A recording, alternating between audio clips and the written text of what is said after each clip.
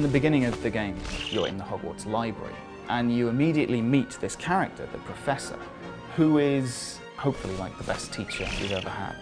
So the book is split into 5 chapters, and each chapter represents qualities of a wizard. So it could be importance of practice, any kind of attribute that a young wizard or witch would need to progress in the wizarding world.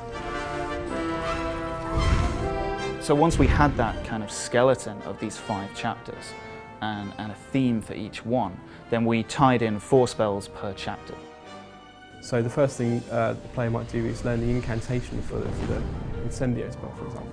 So they have to repeat the words that are shown on screen. And then the next stage is to perform the gesture, which is a simple shape drawn with the move controller. And then they might go into a practice environment where they fight some magical creatures with this new spell.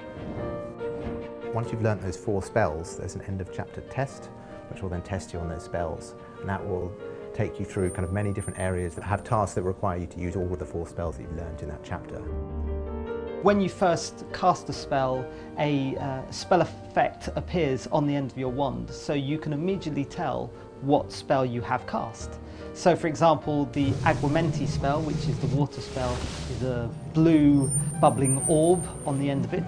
And when you pull the trigger of the motion controller, this orb turns into water spraying out from the end of your wand.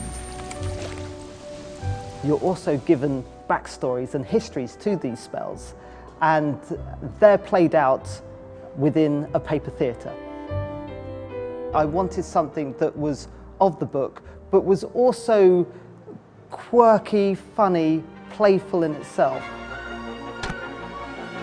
So I think what we've got now is some people have described it as a reinvention of the book.